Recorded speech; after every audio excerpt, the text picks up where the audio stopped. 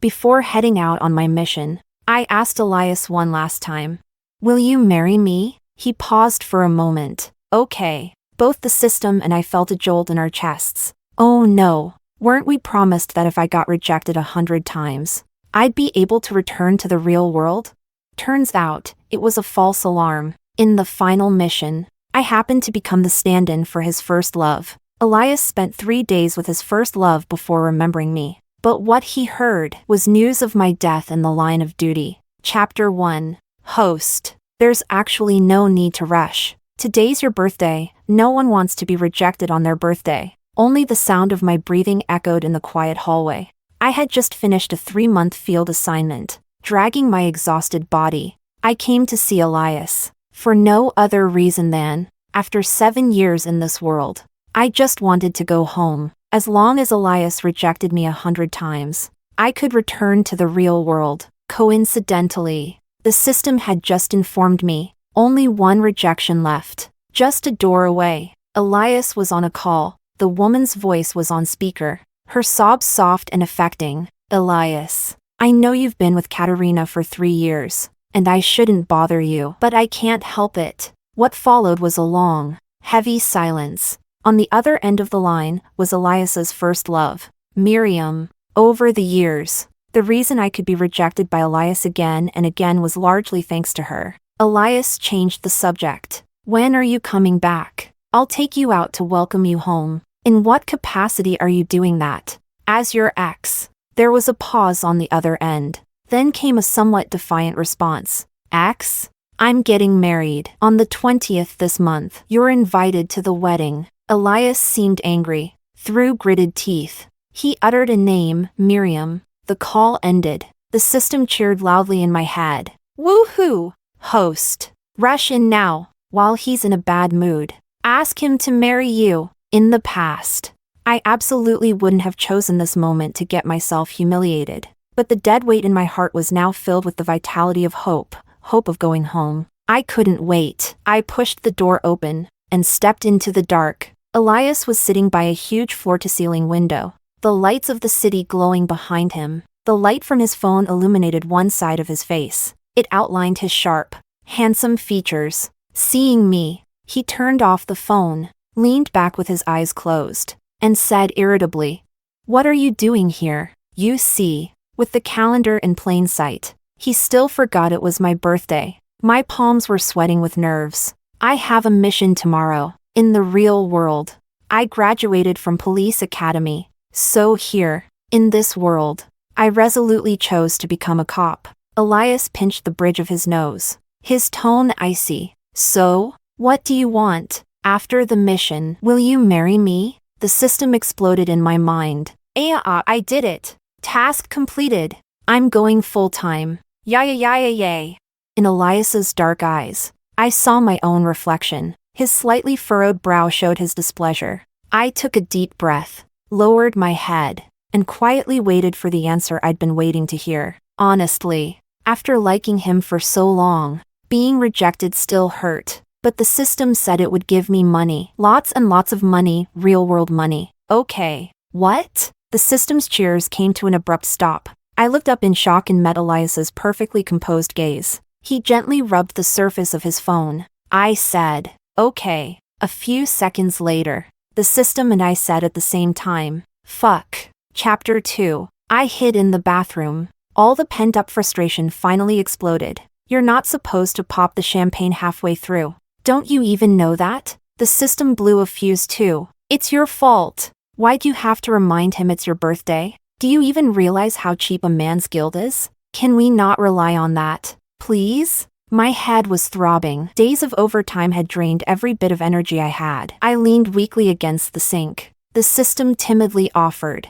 How about, you ask him to sleep with you right now? I let out a cold laugh. How about I ask him to drop dead? Huh? If only it were that easy. The creator of this twisted game had sealed off every possible loophole from the start. Words like sleep with or die were banned as request triggers. And you couldn't reuse the same reason. Being rejected for marriage was already one of the few viable strategies I had left after 7 years. I was stuck. The sound of running water echoed in the bathroom. I sat on the toilet, racking my brain for another rejectable request. Suddenly, my phone rang, a number I didn't recognize. When I answered, a soft female voice came through. "Miss Liu, this is Miriam." My hand tightened around the edge of the sink. I said nothing. Miriam let out a light, smug laugh. "You probably don't know me well, but that's fine. I know you very well. I've eaten the lunches you packed for Elias, worn the white dress shirts you laundered for him. The last time he left your birthday party to come see me,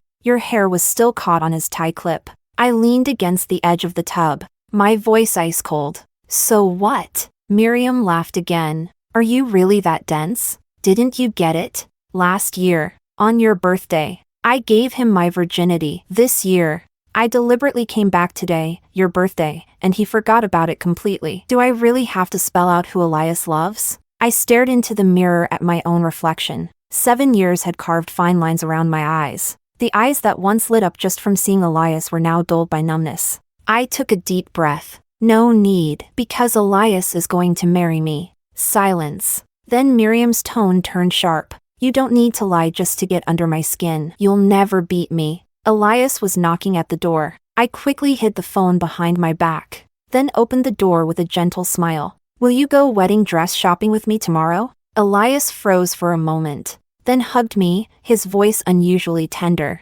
"Sure, on our wedding day. You'll be the most beautiful bride." I hung up the call, and forced myself to accept Elias's kiss without gagging. "Miriam, you better not disappoint me." Chapter 3. That night, I waited for a long time, but Miriam never called Elias. His burning kisses fell all over my skin. Elias seemed more aroused than usual, but just before things could go further, I suddenly stopped him. "I've got a mission tomorrow. Let's leave it at that." Elias was clearly unsatisfied, but I pushed him away, turned over, and wrapped myself tightly in the blanket. He was silent for a long time before sighing. "All right, soon." The sound of running water came from the bathroom. The system shared my thoughts. Wait, were we too harsh earlier? Did Miriam give up? I don't think so. Based on everything I knew about Miriam, she'd never give up on Elias, not even in death. The next day, the weather was gloomy. When I got up, Elias was still home, which was rare. He was sitting at the dining table, eating breakfast with me. Occasionally, the sound of cutlery clinking rang through the living room. Elias spoke. "After this mission, switch to a desk job. You're marrying me, you shouldn't have to work so hard." The system was giving me orders in my head. Hey, I want fried eggs." I kept my head down as I sliced the ham. "Okay," Elias continued, sounding like he was briefing a secretary. "I'll be in the office on Wednesdays, Thursdays, and Fridays. The rest of the time I'll stay with you. I don't want you showing up at the company." The system whimpered. "No cheese, I want noodles." I smiled faintly. "Okay." Elias frowned slightly when he saw me finish my milk and stand up to leave. "Katarina." I turned around. "What?" Elias stared at me. "You never used to be this obedient. What's going on today?" To be honest, I hadn't heard a single word of his earlier speech. "Nothing." I smiled. "Maybe good things are finally about to happen." Elias adjusted his tie. The straight line of his lips betrayed his inner agitation. "You see? Even the idea of marrying me puts him on edge." I lifted my lips in a smirk. "Hey, Elias, can you wish me a safe return?" Elias snapped out of it. After a brief pause, he replied, "Come back safely." "Thanks." I turned and walked out. The system muttered, "Ugh, boring." I really thought he was going to choke on those words. Chapter 4. I've been in this world for 7 years now. Public safety in this city has generally been pretty decent. Violent incidents were rare. I never imagined that my final mission would bring me face to face with one. A serious kidnapping case. The kidnapper was demanding $30 million in ransom, and a van to escape the city. When I arrived at the scene, a light rain was falling from the sky. My colleague Eva was sitting on the steps. Her eyes were red when she saw me. "Katarina." The negotiator already went in. "The kidnapper is demanding a hostage exchange." "A hostage exchange?" "Yeah, because the current hostage is a pregnant woman." Everyone went quiet. In this kind of situation, if the kidnapper agrees to swap hostages, one of us has to go in.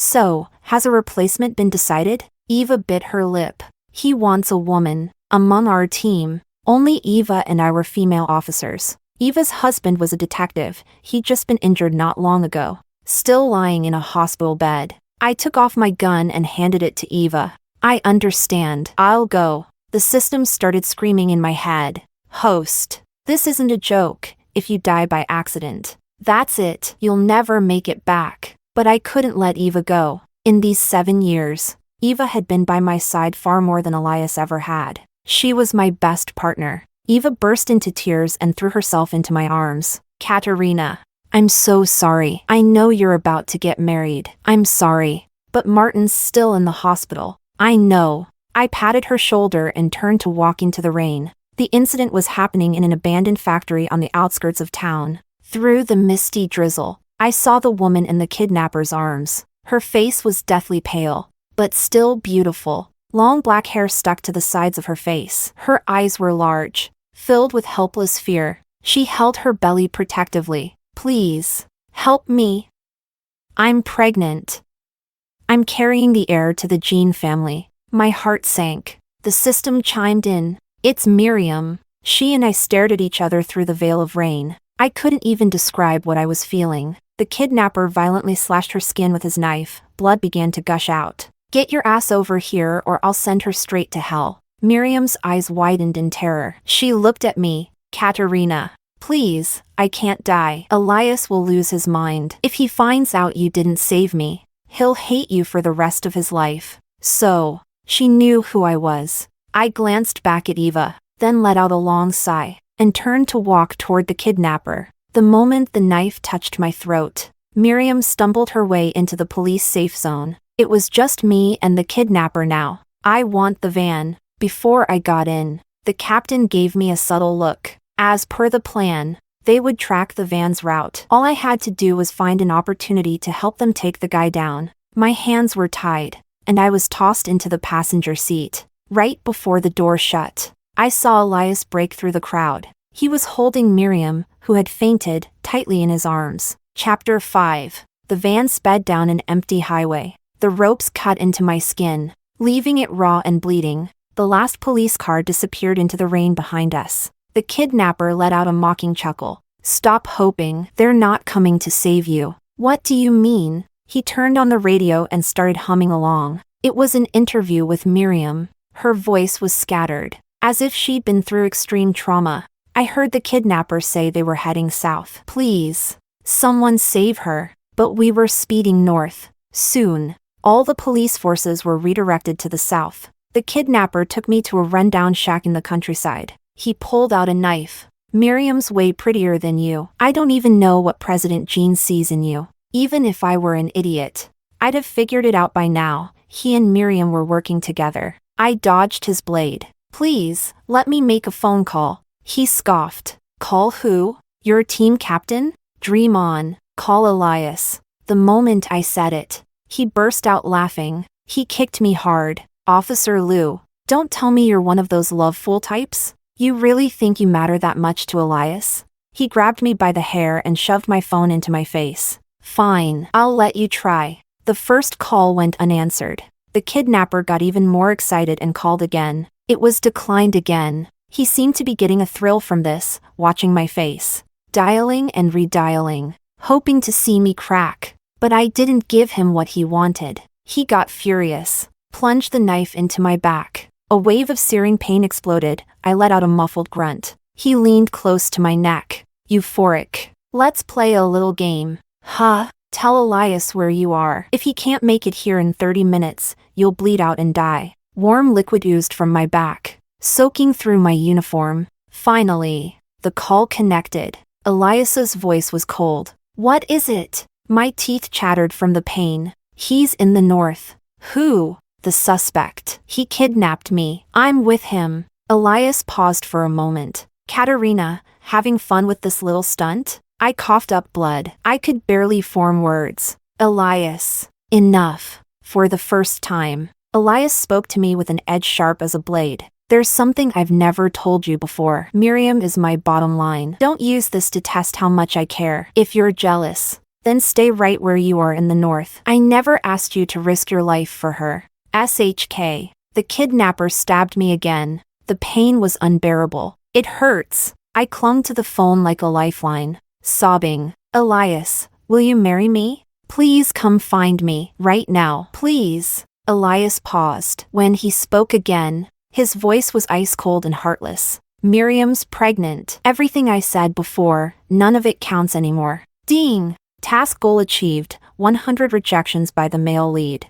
Congratulations. Host. Mission complete. Reward calculating. Calculation complete. This mission's reward, 80 million yuan. Severe injury compensation, 30 million yuan. Total, 110 million yuan. Special bonus, talent point, police intuition. World exit countdown, 3 seconds. Welcome back to the real world. Wishing you a pleasant life. The darkness faded. I found myself holding a bouquet of flowers. The blazing summer sun filtered through the sycamore trees, dappling the ground with golden light. I suddenly remembered, this summer, I had just graduated from the police academy. The upperclassman I'd secretly had a crush on came to my graduation ceremony. A hand reached out to me. Its owner was in uniform, wearing a gentle smile. I heard you helped the professors solve several major cases. Mind if we get to know each other? Chapter 6. Midnight. Miriam was already asleep. The clock in the corner ticked steadily.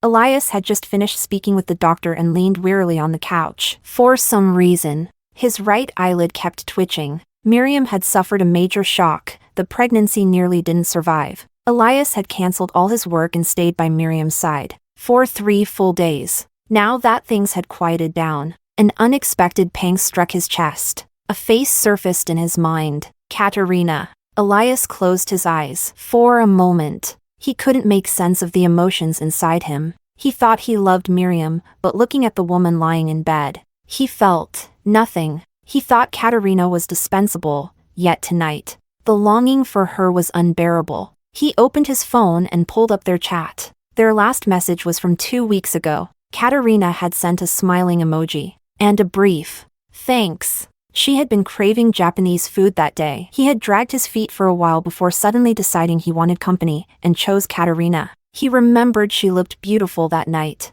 with light makeup on, even when he rejected the wasabi she offered, and all the other things he didn't eat. Katarina still looked so happy. She was always obedient and thoughtful, almost humble, always playing the lesser role in their relationship. 7 years. Unconsciously, she had stayed by his side for 7 whole years, longer than Miriam ever had. Elias knew perfectly well, Katarina was the ideal person to marry. He was already used to her presence, but looking at the chat that had remained silent for 3 days, Elias's eyes dimmed. Had he gone too far the other day? Was she scared now? Lowering his gaze, he began typing a message. Do you realize you were wrong? She shouldn't have used Miriam to test his feelings. Pushing too hard always breaks something. He hoped Katarina would understand that someday. Before he could hit send, his assistant's call popped up. Mr. Jean, the police officer who swapped places with Miss Miriam last time, didn't make it. Elias had too much on his mind lately. His tone grew impatient. Find her family, give them 200,000 yuan and settle it. Rescuing people is a cop's duty. Do some PR and make sure no one drags Miriam into this. The assistant hesitated. Elias asked, what else? Lou. Speaking of Katarina Lou, he turned on the TV and casually instructed. Buy Katarina a gift. Send it to her during her next vacation. Necklace or watch. Whatever. Your call. Oh well, she had looked so pitiful crying the other day. For the first time, he thought, maybe it wasn't such a bad idea after all. He was going to marry her anyway, right? The TV turned on. Katarina's photo filled the screen. His eyes calmly scanned the words next to it. Katarina, multiple stab wounds, died in the line of duty. For a few seconds, the words didn't register, until his assistant's trembling voice broke the silence. Mr. Jean. That's what I was going to say. Officer Liu passed away on duty. You didn't know? She's the one, the officer who died. Chapter 7. When Elias slammed the door on his way out, the loud bang jolted Miriam awake. She chased after him, begging him not to leave, even collapsing to the floor in desperation. By the time she looked up, not even Elias's silhouette was in sight. Elias started the car. His assistant tried to reason with him. Mr. Jean, you're not in the right state to drive. Please wait. I'll send a driver. Elias's voice was terrifyingly cold. The address. Sir, I said. The address. His hand on the steering wheel was shaking. It's just a woman. You think she can affect my emotions? The assistant gave him the location. 30 minutes later, Elias stumbled into the morgue and immediately saw the body laid out in the center, covered in a white sheet. Katarina's colleague, Eva, stood nearby with red eyes. You're Katarina's boyfriend, right? She told me she had someone she really liked. She liked him for 7 years. Elias's hands trembled as he lifted the sheet, revealing a face he knew all too well, pale and lifeless, eyes closed, lying there so quietly, as if drained of all strength. Elias gripped her hand, his voice hoarse. Did you try to resuscitate her? Why didn't you send her to the hospital? Why?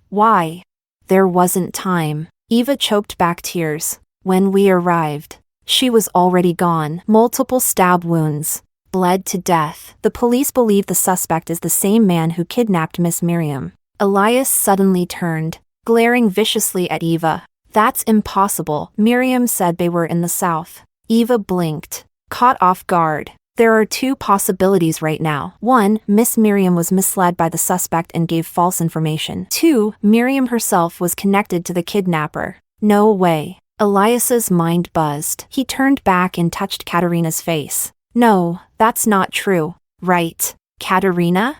If what Eva said was true, then it meant he had personally hung up on Katarina's call for help. He was the one who pushed her into hell. But Katarina could no longer say a word. On her face were wounds that would never heal. Eyes reddening, Elias slowly pulled back the sheet. Her body was covered in bruises and knife wounds. Because of the blood loss, her skin had turned ghostly pale. Her brows were still furrowed. He could imagine how desperate she had been at the end. Eva didn't know what kind of bastard Elias had been. She treated him sincerely, like Katarina's grieving loved one. She handed him Katarina's belongings and gently patted his shoulder. We won't let the person who hurt Katarina get away. If we get any leads, I'll tell you right away. She wiped her tears, crying and smiling at once. You 2 must have been about to get married, right? Lately, Katarina kept talking about going home. You know, she lost both her parents and lived alone for years. It must have been fate she met you.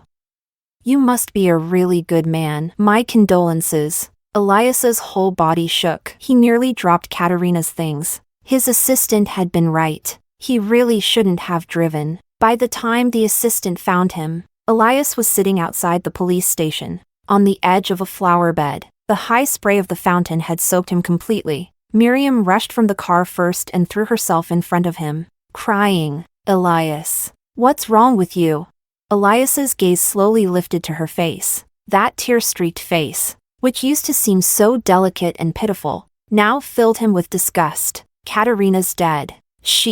Miriam trembled, her eyes wide with shock. A single tear hung perfectly from her lashes, looking tragically beautiful. She tried to curl up in Elias's arms. They were so terrifying. Elias, those kidnappers were horrible. Can you please just hold me? Elias didn't move. I never said it was the kidnappers. Miriam froze. She looked at Elias, stunned. Elias suddenly shoved her away. Aren't you getting married? Then go do it. Stop clinging to me. Elias. Miriam burst into tears. Please don't push me away. I'm begging you. Elias stood up. Back then, I didn't understand why you agreed to marry a cripple. Now, I don't even want to. Since the invitations are out, I'll make sure someone helps you go through with it. I hope you and he live happily ever after. The people the assistant had brought came forward and restrained Miriam by her arms and legs. She panicked. Elias. No, I don't want to marry that cripple. I was just saying it to make you jealous. I want to marry you. Elias wiped his hand where she touched him in clear disgust. He carefully picked up Katarina's belongings and turned, disappearing into the night. Chapter 8. For the first time in 7 years, Elias began to truly learn about Katarina's past. She didn't own much, no particular hobbies, The only notebook she kept was filled entirely with notes about his preferences. Elias doesn't like lamb or sweets. He likes spicy food. A small handwritten note underneath. But cumin lamb is the best. My dessert-loving brain thinks sweets are delicious. I hate chili, my stomach can't handle it. He doesn't like people touching things in his study. I bumped something while cleaning. I should tell him. He'll probably hate me for it. He doesn't like people watching idol dramas. What if I invite him to watch with me? Will he say no? The last line read, he likes someone else. He doesn't like me. The memories hit like a floodgate opening. She had once pushed a plate of cumin lamb and a box of desserts in front of him, eyes shining with hope, hoping he'd try just one bite. On a busy weekend, she had quietly pushed open his door and asked, "Do you want to watch a show with me?" And then those accidental times she messed up his study. Every small thing was Katarina begging silently for a little tolerance, a little affection. And what had he done? He'd gotten so used to rejecting her that it became second nature. The time she started coughing uncontrollably from the chili and asked to change dishes, he had just said, "I like it. No need to change it." Some things only become clear when you look back, like just how much of an asshole you were. Katarina lived like that for 7 years. Her notes got longer, more detailed, more careful. Elias stared at her handwriting, chest tight with pain. What was she, made of clay? Why didn't she ever get mad? She'd spent all that effort memorizing what he liked and disliked, never realizing that all his criticism stemmed from one simple truth. He didn't care. Elias stayed in the room alone for a long time. Miriam's calls came again and again, until the day she married someone else. Time raced ahead, and yet Katarina's face became ever more vivid in his mind. Did he love her? Back then, no. And now? He didn't know. He'd had a miserable childhood, a father so strict it bordered on cruelty. It had doomed him to a life of chasing something pure love. His obsession with Miriam came from a time when he was at his lowest. Miriam had been the first person to ignore his family background and come close to him. Her smile and warmth had become an emotional anchor, something he chased blindly for years, hoping to recapture that flicker of comfort. Then came Katarina. He had doubted her every motive, assuming she was drawn to his power and wealth. So he split his heart in two, one half for chasing his first love, the other for testing whether someone could truly love him. He thought that if he was cruel enough, cold enough, he could be like a god, toying with someone's feelings without consequence. But those who toy with love always pay the price, and his reckoning came 7 years late. By the time he realized Katarina had loved him all along, unwaveringly, the longing he had suppressed for so long surged up like a tidal wave. But when the tide receded, Katarina was already gone. What was left was a barren, filthy swamp, unfit to grow anything like love. So she left. That reality was poison, eating away at his insides. He missed her so badly. It felt like dying. Elias lay on the couch for a long time. Katarina's pillow was in his arms. Eventually, his phone lit up and started vibrating violently. He stirred, picked it up, voice hoarse. "Who is it?" On the other end, Eva screamed hysterically. "You bastard, did Katarina call you before she died?" "She did. Didn't she? I know she told you where she was. I can't believe you're still tangled up with Miriam after all these years. Did you know Miriam was working with the kidnapper? You disgusting couple, you're murderers." Elias listened quietly. At that moment, he looked like a man who had just received a death sentence, his eyes empty. His chest hurt. Nausea surged up from his gut. He staggered to his feet and collapsed beside the trash can. In the motion, he knocked over the beer bottles on the coffee table. He vomited violently, blood streaking the bile. Eva's sobs rang through the phone. "What did she say to you?" "Huh? I was her best friend. Why the hell would she call a scumbag like you instead of me? Do you have any idea how much pain she was in when she died?" All the color drained from Elias's face. He remembered that final phone call. Katarina had cried. "It hurts so much," she had asked. "Will you marry me?" She had begged. "Please save me." And his answer? "Miriam's back. Everything I promised you is cancelled." The phone slipped from his hand and shattered on the ground. Elias knew he was done. He fell to his knees, covered his face, and laughed. I'm a bastard. I'm a fucking bastard. Ha ha ha.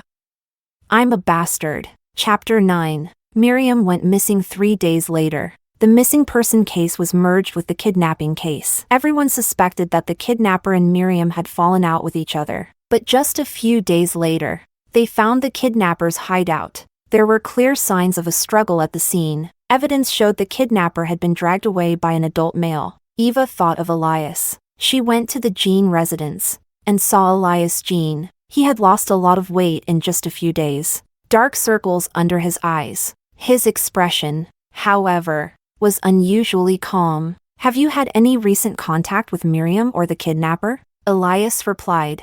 No. Have you gone anywhere recently? No. Eva stayed with him for 2 hours. Elias didn't reveal a single flaw until he received a call from an unknown number. Elias stood up and went to the study. On the other end of the line, Miriam was crying and screaming. Elias, I'm sorry. I didn't mean to get Katarina killed. I didn't know the kidnapper was a psycho. I just wanted to teach her a lesson. If I didn't love you, I never would have done it. Elias stared calmly ahead and said to the voice on the phone. Whatever happened to Katarina, let the same happen to Miriam. What about the baby? Elias was silent for a few seconds. It wasn't born, it was just a lump of flesh. Doesn't matter. A blood-curdling scream came from the other end. You see, that's what pain sounds like. But when Katarina had called him, she'd only said one word. It hurts. Elias listened in silence as Miriam's screaming gradually faded away. At that moment, Eva burst into the room and grabbed Elias by the collar. Where the hell did you take Miriam? Elias smiled indifferently. What does it matter to you? Eva's eyes burned with fury. It doesn't? As long as the suspect isn't brought to justice, Katarina won't be buried. You want her to stay restless even in death? The words hit Elias like a slap across the face. He froze for a long time. Eventually, he gave up the location of Miriam and the kidnapper. By the time the police arrived, both were already dead. On the way back to the station, Elias suddenly jumped out of the police car. He climbed up a large bridge. The wind from the river whipped through his hair. The sunset at the horizon blazed in breathtaking brilliance. Elias stared at the rushing waters and pulled out a smile. Katarina, I'm coming to find you. I'll die with you. Keep loving me, okay? The next second, as everyone watched, Elias jumped. Chapter 10. Katarina. Did you have a nightmare? Katarina jolted upright from her desk, still visibly shaken. Domingo reached out and touched her forehead. No fever, but you look pale. Do you want to take a break and rest for a bit? Katarina closed her eyes briefly, trying to push the dream from her mind. I'm fine. It had been 2 months since she returned to the real world. This was the first time she had dreamed of Elias. It seemed like he jumped off a bridge, but Katarina didn't feel much. This love that had lasted 7 years wasn't as soul-crushing as she had expected it to be. Domingo closed the folder in front of him. Professor is out on a mission today. I'm taking the liberty to sneak you a day off. Over these 2 months, she'd gotten used to working with Domingo. He was kind, patient, and always offered just the right amount of help when she needed it. Katarina wasn't feeling well and didn't refuse. Thanks, Senior. I'll head out then. She grabbed her bag, said goodbye, and stepped out into the sunlight. And then, Katarina saw Elias. The thick shade of the trees couldn't block the scorching sun. Sunlight passed right through Elias's figure. There was no shadow beneath him. The moment he looked at her, Katarina realized something. She quickly looked away and turned to leave. Behind her, Elias's voice rang out. Katarina, you're alive. Katarina quickened her pace. Elias sounded urgent. Katarina, please, look at me, talk to me. It was like someone struck a nerve. Katarina stopped abruptly, turned around, and said flatly, yes, I'm alive. I have my own life. Please stay away from me. This was the first time Katarina had ever spoken to Elias like this. Elias stared at her in disbelief. Katarina, I know I was wrong. I've avenged you. Miriam is dead. Can't you forgive me? Katarina didn't want to say another word. Instead, she started shouting incoherently. System? System. Are you still there? The long dormant system finally woke up. What is it? Fuck. Why is he here? I don't know. I walked out and saw him. The mission is done. Why is he in my world? Host. Give me a second. I'll check with the programmers. There must be a bug somewhere. This kind of thing should not be happening. Elias overheard her conversation with the system. Katarina. Who are you talking to? What mission? Katarina. What are you saying? Katarina's tone turned calm. You don't know? I only stuck around you for 7 years because I accepted a task. If you rejected me 100 times, I could return to the real world with a generous reward. Elias's head buzzed, his mind went blank. No. You're lying, aren't you? You're lying. The system came back. Sorry. Host. There really is a bug. The programmer said it'll take 3 days to fix. During these 3 days, I'm afraid you'll have to put up with him being here. But don't worry, he can't hurt you. Got it. Thanks. Katarina didn't want to spare Elias even a glance. She turned and opened her car door. Today was the day she was getting the keys to her new apartment. In the city center's best district, with the best interior designer. She had chosen bold, vivid colors, a stark contrast to the world Elias came from. Elias was now forcibly tethered to Katarina. He saw something in her face he hadn't seen in a long time, life. He couldn't explain what he was feeling. By the time she finished discussing things with the designer, the sky had already gone dark. Katarina strolled near the neighborhood and stopped at a convenience store, where she bought 2 milk popsicles. She walked up onto a bridge that spanned the river. The bridge was lit with neon lights that changed colors over time, creating a dazzling effect. She leaned on the railing, lazily holding one popsicle, letting the wind lift her long hair. She looked just like a free bird. Elias stood a little distance away, his voice hoarse. Katarina, did you ever love me? Or was it just the mission? Katarina turned her head to look at him, smiling slightly. Do you really think it was just a mission? Elias had no words. The wind tugged at Katarina's wrinkled coat. She rubbed her face absent-mindedly, then smiled and said, The 3rd year after I arrived in your world, you nearly died saving me. Almost lost a leg. I cried so hard I was ready to throw myself at you in gratitude. You know, I didn't grow up with parents. At the time, I genuinely felt lucky that the system brought me to you. Elias's lips trembled. He said nothing. You see that? Katarina pointed toward the lights in the distance, as bright as stars in the night. This world isn't nearly as glamorous as yours. Back then, those first few years, there was this amazing dessert shop near your company. I'd go see you and stop there every week. I even got a membership card. The owner was a lady named Mess Fong. She had a dog named Coco. On the day I returned to this world, Coco was still waiting for me to bring him beef jerky. But Katarina didn't stop. And my colleague, Eva, I went to her place for dinner a few times. Her husband makes incredible braised beef. Eva's a great cook too. She asked me to be her unborn baby's godmother. I'd even bought a gift, but I never got the chance to give it to her. Oh, and your housekeeper, Mrs. Wu. She's resigning next month to help out at her daughter's fruit farm. She once brought me these long, sweet mulberries, like honey. I actually wanted to stay, but somehow, I got rejected 99 times. Her smile stung Elias's eyes. He gripped the bridge's railing tightly. His chest ached with every breath. I'm sorry. He couldn't even bring himself to ask the question he most wanted to. Katarina finished her popsicle and clapped her hands. It's fine. Just stay the full 3 days. After all these years, we never really got to talk. Chapter 11. 3 days. It wasn't exactly long, but somehow, it felt longer than the entire 7 years before. Elias quietly watched Katarina go about her life, working, living, visiting friends. Only then did he realize.